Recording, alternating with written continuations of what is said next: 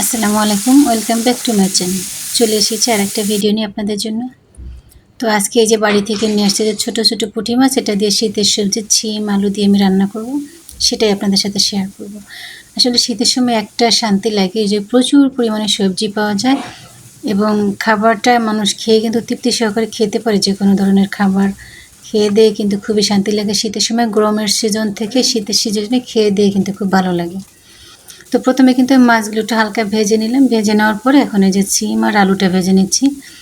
এখানে ২ রকমের ছিম আছে। আজকে মানে নলডোগা যে লম্বা লম্বা যে ছিমটা থাকে, এটা ঘরে কিছুটা পরিমাণে ছিল।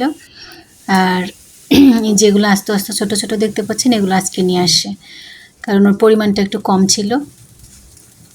এটা আপনি চাইলে কাঁচাও রান্না করতে পারেন, কিন্তু আমি মাছটা যখন ভেজে নিয়েছি, ছোটো পুঁটি মাছ, তো সবজিটাকে একটু ভেজে নিয়েছি। এবার এই যে পেঁয়াজ কুচি দিয়ে তেলের মাঝে এখন কিন্তু আদা রসুন বাটা, হলুদ, মরিচের গুঁড়ো, সব গুঁড়ো মরিচ আমি একটু বেশি দিব না, কারণ সিমটা কিন্তু সবুজ থাকলে ভালো লাগে। এই জন্য শুধু জাস্ট একটু সামান্য কালারের জন্য দিলাম। আর কাঁচামরিচ তো ব্যবহার করবো ঝালের জন্য। তো মশলাটা কিন্তু আমি খুব ভালোভাবে একটু কষিয়ে নেব, এই জন্য আমি কিন্তু পানি ব্যবহার করব। পানি দিয়ে মশলাটা, যে কোনো রান্নার মনে রাখবেন, আপনি মশলাটা যত ভালোভাবে কষিয়ে নেবেন, রান্নাটার স্বাদটা কিন্তু তত ভালো আসবে। তো বেশ কিছুটা পানি দিয়ে কিন্তু আমি ২ বার এই যে মশলাটা কষিয়ে নিয়েছি। এবার সেই ভেজে রাখা সিমটা দিয়ে দিলাম। আর সিমটা মনে রাখবেন, কখনো খুব বেশি সময় ঢেকে কখনো রান্না করতে যাবেন না। তাহলে হবে কি, সিমটা প্রথম হচ্ছে মানে বেশি সময় জাল করে রান্না করলে কিন্তু সিম টক হয়ে যায়। আর দ্বিতীয়ত যেটা বেশি ইম্পর্ট্যান্ট, সেটা হচ্ছে কালারটা চেঞ্জ হয়ে যায়। সিম সবুজ ভালো লাগে আমার কাছে, আপনাদের কাছে কেমন জানি না। তো আমি যদি অন্য তরকারির সাথে সিমটা রান্না করি, যেমন শীতে ধরেন ফুলকপি, গাজর বা শালগম, এইসব সবজির সাথে যদি আমি রান্না করতে চাই, আমি সিমটা কিন্তু লাস্টের দিকে ব্যবহার করি, কারণ সিমটা হতে বেশি সময় লাগে না, রান্না হতেও বেশি সময় লাগে না, আর বেশি জাল দিলে কিন্তু টক হয়ে যায়। দেখেন আমি যতটুকু পরিমাণে পানি দিয়েছিলাম, আমার রান্নাটা কিন্তু হয়ে গেছে। যে সিমটা কিন্তু এখনও সবুজই আছে।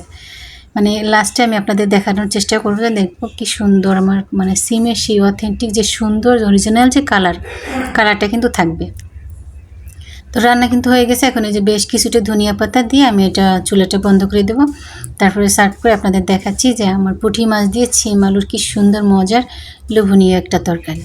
তো এই শীতের সিজনে তো প্রচুর সিম পাওয়া যায়, আর সিম তো অনেক রকমের হয়ে থাকে, ৪-৫ রকমের সিম পাওয়া যায় বাজারে। তো যে কোনো সিম দিয়ে কিন্তু যে কোনো মাছ দিয়ে এই প্রসেসে রান্না করতে পারবেন, ইনশাল্লাহ খেতে দারুণ লাগবে, সবাই খুব পছন্দ করবে। তো আপনাদের যদি আমার ভিডিওটা ভালো লেগে থাকে, অবশ্যই অন্যকে দেখার জন্য সুযোগ করে দেবেন, আর আমার চ্যানেলটাকে সাবস্ক্রাইব করে দেবেন। সবাইকে ভালোবাসা দিবেন। এখানে আসলে আমরা কেউ এগিয়ে যেতে পারবো না একা একা। তো আমার রান্না কিন্তু কমপ্লিট। এখন এই যে ফাইনাল লুকটা দেখেন, মাশাআল্লাহ কতটা সুন্দর হয়েছে।